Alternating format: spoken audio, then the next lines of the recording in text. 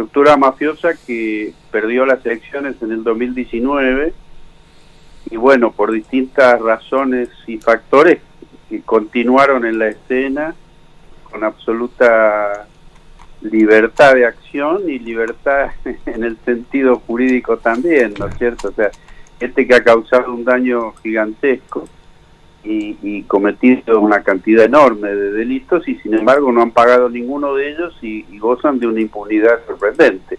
Eso es un poco lo que más indigna, ¿no es cierto? Claro, usted habla de aquellos que, bueno, como Macri, Stornelli están en libertad y a otros como Milagro Salo que está presa. Dice, la decisión política ya está tomada. ¿Qué significa esto en su lectura? ¿Que hay una connivencia entre las estructuras políticas y aquellos que hoy no están en cargos pero que han hecho estragos en el país? Claro, lo que pasa es que a partir del triunfo en el año 2019, uno espera que aquellas personas que integraron una organización criminal, como es el caso de Macri y toda su banda, hay muchísima gente integrándola, debían ser llevados a juicio o procesados como corresponde, porque es lo que marca la ley de nuestro país. Eso no sucedió. Y a mi entender no sucedió precisamente por decisiones políticas, porque se da ese contraste que usted mencionaba. Durante aquel gobierno de Mauricio Macri estuvieron 40 años, acto fallido, estuvieron 4 años persiguiendo, montando un aparato siniestro con el único fin de saquear al país, cosa que fue completamente exitosa, porque saquearon el país y la metodología que utilizaron, a diferencia de lo que fue el Plan Cóndor 1 en aquella época de los 70, claro. Que fue de secuestro, desaparición, tortura y muerte, en los años de Mauricio Macri se implementó un saqueo económico similar, incluso mayor, desde el punto de vista económico, pero con una metodología distinta, es decir, la persecución política que conocemos como lawfare o guerra jurídica, y que eso es lo que no se desmanteló, es decir, eso se mantiene al punto de que parte integrante de esa banda sigue en sus despachos sin ninguna afectación, como es el caso de Carlos Stornelli, para dar solo un ejemplo, y Pepín Simón, no sé, prófugo en Uruguay. Ese es el panorama que a mi entender indigna. Después de una fuerte irrupción con el tema de la mesa judicial, la mafia, la Gestapo, digo, realmente es vergonzoso. Uno observa que ya el tema de mesa judicial se va atenuando. ¿Usted tiene la misma sensación? Sí, más que sensación es convicción, porque la estructura del sector corrupto del Poder Judicial se mantiene, como yo decía, intacta. Claro. Por lo tanto, no existe razón alguna para que las cosas sean distintas. Pensemos que un fiscal federal delincuente como es Carlos Stornelli, procesado, sigue en su despacho, evidentemente es solamente una muestra, es solamente la punta de un iceberg, que es una justicia que tiene dentro un sector corrupto, y ese sector corrupto conserva el poder que tuvo en todo momento, comenzando por supuesto, la cabeza, que es la Corte Suprema. Creo que por ahí vienen los problemas más serios. Se lo pregunto a alguien como usted, que ha encarcelado a asesinos durante la dictadura, que no tiene ningún problema en tomar decisiones, nunca lo ha tenido, y que además dice lo que piensa. ¿Cómo se debe abordar este tema para darle una pronta solución? ¿Es posible una pronta solución? Sí, yo no tengo duda de que es posible, porque usted lo decía, si se logró en la Argentina un proceso único en el mundo de juzgamiento y de condena de genocidas, evidentemente que se puede. Lo que sucede es que tiene que haber una decisión política que lo habilite, si no, no. En el caso de los juzgamientos a represores, se inició con una decisión política de Néstor Kirchner en ese momento, que llevó a un cambio drástico de la Corte Suprema. Eso habilitó lo que luego fueron los juicios que aún hoy se siguen lentamente llevando a cabo. Quiere decir que cuando hay voluntad política, por supuesto que se decide. El problema es que la haya. En este momento tengo mis serias dudas. Yo tenía confianza en el año 2019, porque las promesas electorales eran muchas y muy claras en estos temas. Y hoy no se ha traducido en nada, empezando por una presa política como Milagro Sala. Uh-huh. El Senado debate esta semana en comisión la reforma del Consejo de la Magistratura. ¿Este puede ser uno de los caminos? No. Bien. No, porque las propuestas, es muy triste lo que están proponiendo, porque si ustedes lo miran van a ver que agregan abogados. Claro. Una cosa bizarra. Es un organismo integrado de manera total por abogados.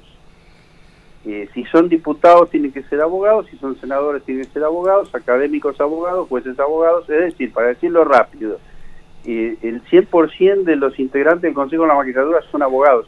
En la República Argentina hoy una psicóloga o un arquitecto no pueden designar un juez, no pueden participar en la designación de un juez. Yo lo cuento rápido porque no hay tiempo, y eso se mantiene en todos los proyectos de reforma.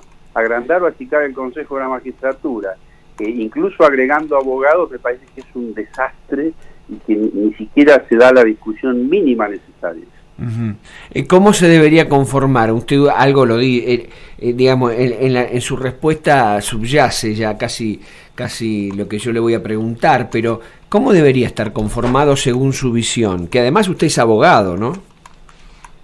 Claro, lo que pasa es lo siguiente, no sé si ustedes recuerdan que cuando Cristina Fernández de Kirchner era presidenta, presentó un proyecto de ley que fue aprobado por el Congreso de la Nación y luego promulgado por la presidenta, que modificaba el Consejo de la Magistratura, y que una de las medidas más extraordinarias que tenía esa ley era que los consejeros que integran corporaciones, en este caso académicos, abogados y jueces, que los tres eran abogados, tenía dos modificaciones extraordinarias. La primera es que no necesitaba ser abogado el académico, lo cual es obvio, porque si no, insisto, una psicóloga no puede integrar el Consejo de la Magistratura.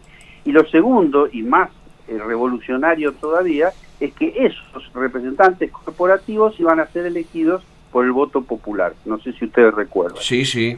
Y el final que tuvo esa ley, porque insisto, es una ley promulgada y sancionada, el final trágico que tuvo es que muy pocos días después la Corte Suprema la declaró inconstitucional. Claro. Uh-huh. Y buena noche, mucho gusto, ya nunca hubo votación popular de consejeros. Uh-huh. Hoy está sobre el tapete el acuerdo refrendado por ambas cámaras con el Fondo Monetario Internacional. Usted ha sido muy duro al respecto. Claro, lo que pasa es que por razones, no sé, complejas, por lo menos a mí me cuesta entenderlo, se analiza el tema y no se habla de cuestiones centrales.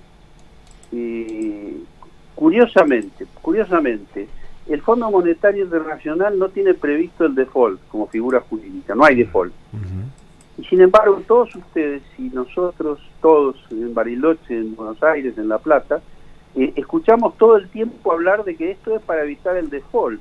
Incluso el propio presidente de la Nación hace pocos días dijo lo mismo.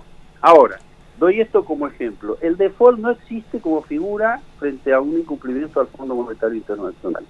¿No es preocupante que se esté hablando de que se evitó algo que no existe?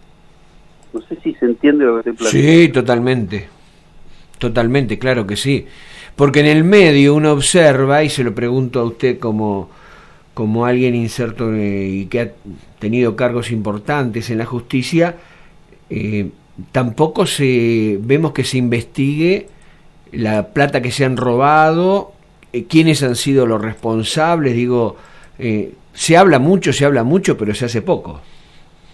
Bueno, pero hay razones muy serias para que eso no suceda, es decir, que no se investigue a fondo, que es que ese saqueo se pudo realizar gracias a la complicidad de un sector del Poder Judicial. Claro. Si ese sector del Poder Judicial cómplice plenamente de ese saqueo, continúa trabajando en sus despachos, el único que no está es Bonadío, que falleció, pero todo el resto está en sus despachos, en una parte de la Cámara Federal, Corte Suprema, etcétera, y los juzgados federales y Fiscalía Federal. Por supuesto, en la parte corrupta me refiero. Uh-huh. Si ese sector continúa, no podemos esperar que investigue adecuadamente lo que ellos mismos han colaborado a realizar. Este es el problema que no se está encarando. Uh-huh. Doctor Rosansky, la última, abusando de su tiempo, por lo que usted señala, quedan pocas esperanzas de de pensar un futuro mejor, con una justicia dentro de todos equilibrada, que trabaje por la gente?